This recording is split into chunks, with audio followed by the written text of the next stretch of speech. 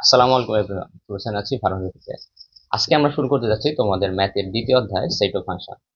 এই দুইটা শব্দ সম্পর্কে আমরা আমাদের দৈনন্দিন জীবনে অনেক বেশি পরিচিত, কিন্তু আজকে ম্যাথ ক্লাসে তোমরা সেট এই শব্দটা শুনে হয়তো তোমাদের লাইফের সাথে এটা কিভাবে রিলেটেড তোমরা বুঝতে পারছো না। আমরা কিছু এক্সাম্পল দিই, তাহলে তোমরা বিষয়টা আরো বেশি ক্লিয়ার হবে। তো দেখো, তুমি যখন তোমার পড়াশোনা করো, তুমি একটা টেবিল সেট বা চেয়ার সেটের মাধ্যমে আহ, সেখানে বসে পড়াশোনা করো। তুমি খাবার খাওয়ার সময় ডিনার সেট ব্যবহার করো। একইভাবে বাসায় সোফা সেট, মেয়েদের চুড়ি set, makeup set, dinner set, এই এই সব ধরনের সেট আমাদের লাইফে এরকম আরো অনেক অনেক সেট আমরা ব্যবহার করে থাকি। তো আজকে আমরা দেখব যে এই সেটকে ম্যাথমেটিক্সে কিভাবে প্রকাশ করা হয় এবং সেটের কত ধরনের সেট হইতে পারে, এই সব কিছু সম্পর্কে আলোচনা করব। এটা হচ্ছে এই সেট সম্পর্কে আলোচনা করা হয়েছে তোমাদের দ্বিতীয় অধ্যায়ে 2.1 চ্যাপ্টারে। এর পরবর্তী যেটা আছে সেটা হচ্ছে 2.2, সেখানে ফাংশন নিয়ে আলোচনা করা আছে। তো এই ফাংশন শব্দটাও আমরা আমাদের লাইফে অনেক ক্ষেত্রে ব্যবহার করি।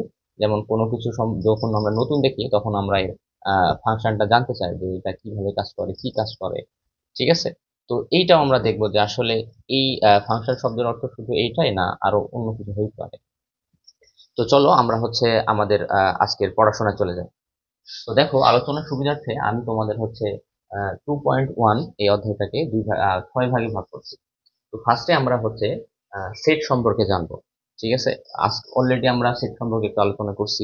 তো ম্যাথমেটিক্সে কত ধরনের কি কেমন ধরনের সেট হয় সেগুলো সম্পর্কে আমরা সেটের ধারণাটা জানবো। তারপরে এই সেটকে আমরা ম্যাথের ইউজের জন্য কিভাবে ব্যবহার করতে পারি। তো এই ম্যাথ সেটের দুই ধরনের প্রকাশ ভঙ্গি রয়েছে, সেই প্রকাশের পদ্ধতিটা কি সেটা আমরা এই টপিকে দেখবো। 3 নম্বর টপিকে রয়েছে তোমার সেটের প্রকাশ। তো এখানে আমরা জানবো সেটকে আমরা কত ভাগে ভাগ করতে পারি।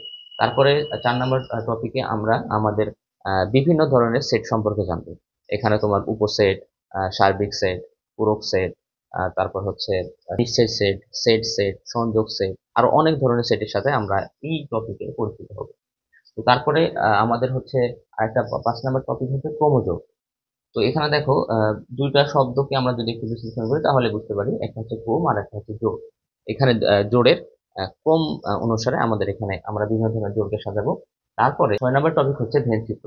তো ভেনচিত্র আসলে কিছুই না, এইটা আমরা এই অধ্যায়ে যতগুলো কিছু পড়বো এই সব কিছুকে চিত্রের মাধ্যমে প্রকাশ করা হচ্ছে ভেনচিত্র। এই সেটগুলিকে আমরা চিত্রের মাধ্যমে প্রকাশ করব।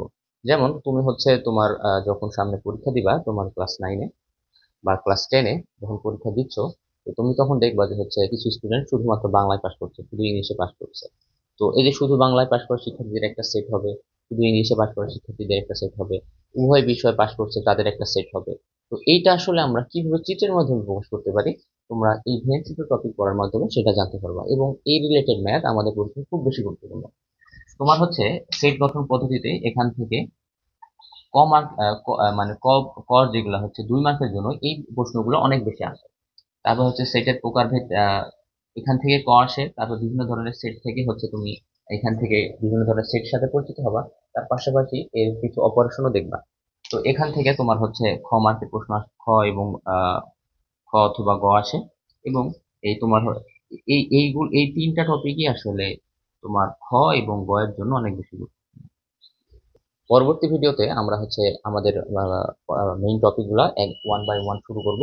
তো তোমরা এই এই এই প্লেলিস্টের মাধ্যমে তোমাদের এই চ্যাপ্টার সেট অফ ফাংশন পুরো কভার করা হবে ইনশাআল্লাহ। তো তুমি যেটা করবা যে এই প্লেলিস্ট যখন দেখা শুরু করবা, তখন দেখবা যে ক্লাস 1, 2, 3, 4 এইভাবে দেওয়া থাকে। যেহেতু দ্বিতীয় অধ্যায়, সুতরাং এখানে 2.1, 2.2, 2.3, 2.4 এভাবে দেওয়া থাকবে। তুমি সিরিয়াল ওয়াইজ এই ক্লাসগুলো করবা এবং একটা খাতা নিবা। সেই খাতার মধ্যে সুন্দর করে নোট করবা, কারণ হয়তো আহ তোমার প্রায় 2 বছর পর এসএসসি পরীক্ষা তুমি দিবা। তো অনেক সময় এই হয়, পড়ার চাপে তোমার আগের অধ্যায়গুলো রিভিশন খুব কম হয়। তো সেক্ষেত্রে তুমি এই আগের পড়াগুলো ভুলে যাওয়ার সম্ভাবনা খুব বেশি। কিন্তু যদি তোমার নোট খাতা থাকে, তাহলে তুমি একবার জাস্ট চোখ বুলাইলে জিনিসগুলো আবার তোমার কাছে ভাবে ক্লিয়ার হয়ে যাবে। তো এই কারণে চেষ্টা করবা সবসময় নোট করে পড়াশোনা করার, এবং যখনই কোনো ক্লাস দেখবা অবশ্যই সিরিয়াল মেনটেন করে দেখবা, তাহলে তোমার জন্য বুঝতে সুবিধা হবে। তো আজকের এই ইন্ট্রোডাক্টরি আলোচনা এই পর্যন্তই। আসসালামু আলাইকুম।